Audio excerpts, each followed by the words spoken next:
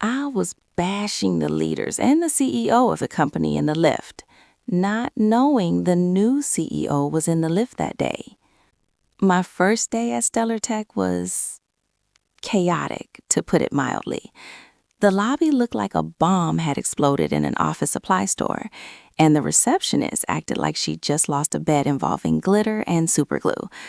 As I crammed myself into the overcrowded elevator, I muttered, "Seriously, is this place always this disorganized?" A chuckle came from beside me. I glanced over at the source.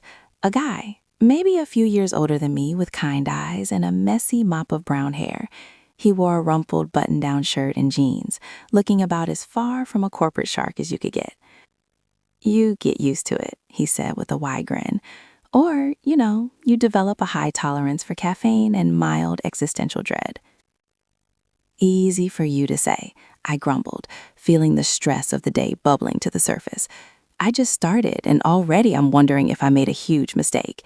They promised cutting-edge tech, and all I see is, well, this." I gestured around the cramped elevator.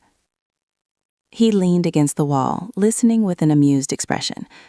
"Oh, it gets worse," he said conspiratorially.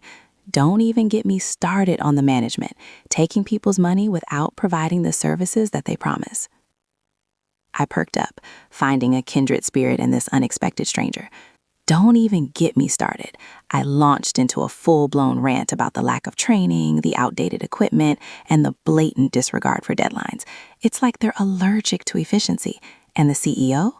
Rumor has it he's some billionaire playboy who couldn't care less about the actual company. The guy listened intently, nodding sympathetically, occasionally adding a well-timed "seriously?" or "I feel you." He was surprisingly easy to talk to, like someone I'd known for years.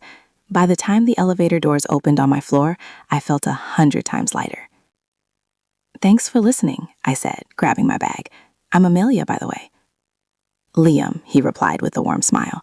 "And anytime, Amelia, you'll need someone to vent to if you're going to survive this place." Liam and I quickly became friends. We'd grab coffee together, commiserate about our terrible boss, whoever he was, and share sarcastic memes about office life. He was always there to listen, offering surprisingly insightful advice and a healthy dose of humor. He seemed genuinely interested in my work, asking about my projects and offering creative solutions. He was smart, funny, and incredibly down to earth, a refreshing change from the corporate drones that populated Stellar Tech.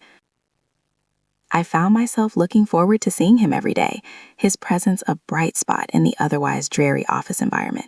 He had this way of making me feel seen, heard, and appreciated, something I hadn't experienced in a long time. Of course, there were things about Liam that remained a mystery. He never talked about his family, his background, or what he did outside of work. He was oddly evasive when I asked about his job title, simply saying he was involved in a bit of everything. One Friday afternoon, as we were leaving the office, Liam turned to me with a nervous grin. "So, Amelia," he said, scratching the back of his neck, "I was wondering if you'd, want to grab dinner sometime? Maybe this weekend?" My heart skipped a beat.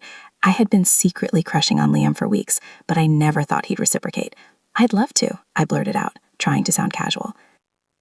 Our first date was perfect. We went to a cozy Italian restaurant, laughed until our stomachs hurt, and talked for hours about everything and nothing. I felt a connection with Liam that I had never experienced before. As we walked back to my apartment, a strange thought crossed my mind. He was handsome, intelligent, and incredibly kind. Why was he working at a place like Stellar Tech? Why was he interested in a lowly new hire like me? I pushed the thought aside. Maybe I was overthinking things. Maybe I had finally found someone genuine and real, someone who saw me for who I was.